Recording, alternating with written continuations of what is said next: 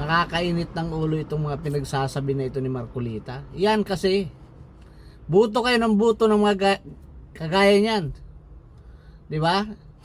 Tinatanggi niya na hindi siya maka-China. Ano ka? Maka-Pilipino ka ba? Ipaliwanag mo nga. Sige nga, ano mo nga kung maka-Pilipino ka. Ay na. Nakakagigil itong pagmumukha nito eh. Nako.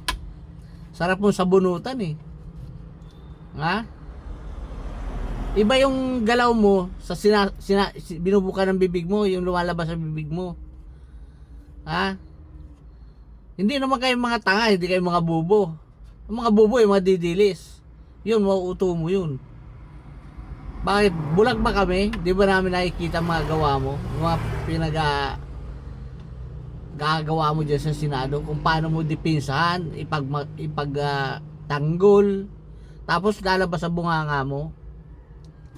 Hindi mo dinidipinsa ng hinayupak ng mga Chekwan na to. At hindi ka maka-China. So maka-Pilipino ka, ganon. Sa anong paraan? Sige nga, inaamong kita. Sa anong paraan na masasabing maka-Pilipino ka? Ha? Nakikita ba sa pagkatao mo na maka-Pilipino ka? Yan ang ano tayo eh. Ginagago mo na nga kami, sumasahod ka pa sa mga taxes sa mga Pilipino. Tapos ang killing mo, hindi naman sa mga Pilipino, hindi sa Pinas. Di ba kakapalan ng mukha mga ganyan?